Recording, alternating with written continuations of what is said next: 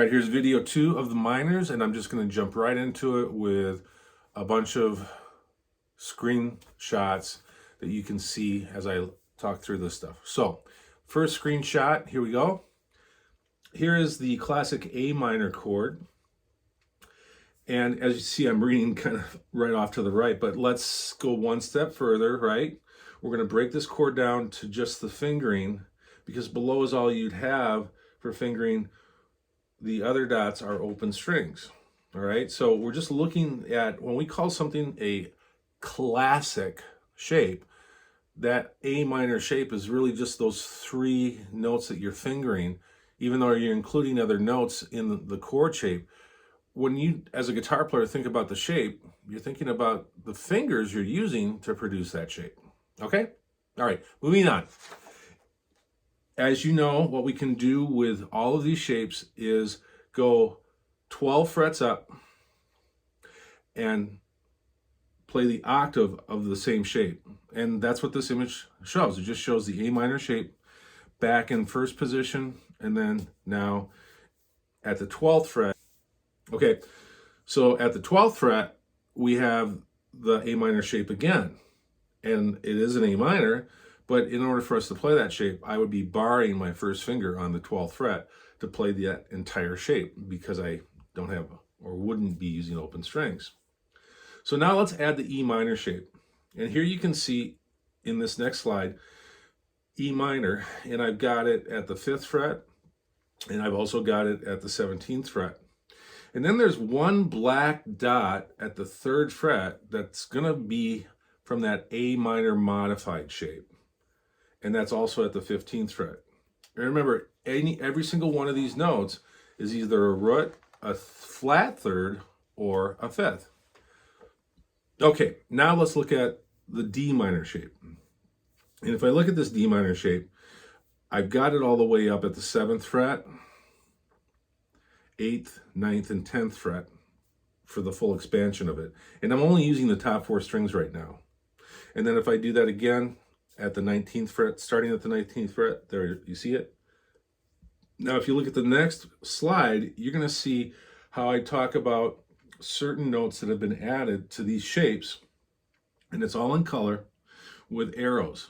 So for the A minor modified shape, I've got an orange dot on the 3rd fret of the 5th string and at the 5th fret of the 6th string. And then again, I do that at the 15th and the 17th fret as well. And then if you look at the E minor shape, I have only one modification there. And instead of using the note that's on the 5th fret, I go up to the 8th fret and grab that note, all right? And then I do that again on the 20th fret. By the way, that's a flat third, but we'll get into the designations of everything here in a second. And then in the D minor shape, I totally got rid of the one note that was at the 7th fret, and I went up on the 4th string to the 10th fret, and then I added 2 notes at the 12th fret. And again, the D minor modified shape. Then, if I look way up the neck, the modifications on the 4th, 5th, and 6th string are on the 22nd and the 24th. All right? Okay, so what happens when we start labeling these? We're going to do just what we did with the major chords, only now it's not root 3-5, it's root flat 3-5. Okay? So let's go and take a look at this next screenshot here. As you can see, I have all the roots labeled. All right? So for the A minor modified shape, my roots are on the 2nd and 5th fret. And I'm not going to say all the strings, because you can see that it's the 3rd string and the 6th string. So I'm just going to talk frets, right? Okay, so the E minor modified shape, there is a root for the 5th fret, or at the 5th fret, and a root at the 7th fret. Okay? For the D minor modified shape, I've got one at the 10th fret and one at the 12th fret. And then again, if I go and do that again, I'm just going 12 frets up from where that root is labeled on the same string for the same modified shape.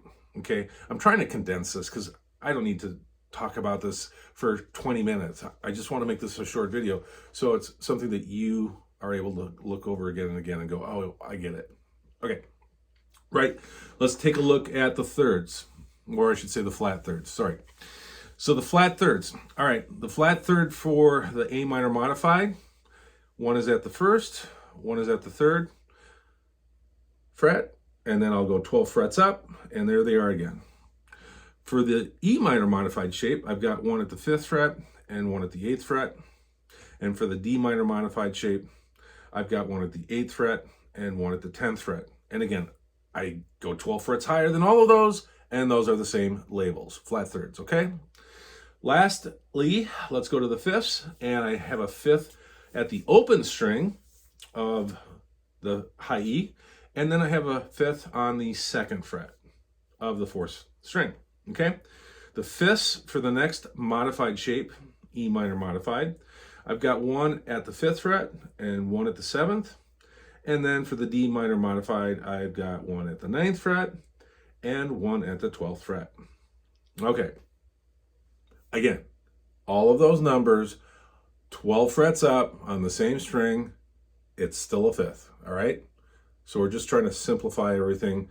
And right now it's this gigantic chord shape on the neck. And, you know, we're going to go back and start simplifying this stuff. All right. So after this video, we'll look into the sets. Okay? Thanks for watching this video. Again, I'm Phil Olson. To purchase the Awesome Guitar Series, click on the link below. It'll take you to Amazon. You can see full descriptions of each one of the volumes. After you've made your purchase and you receive them, go home and practice.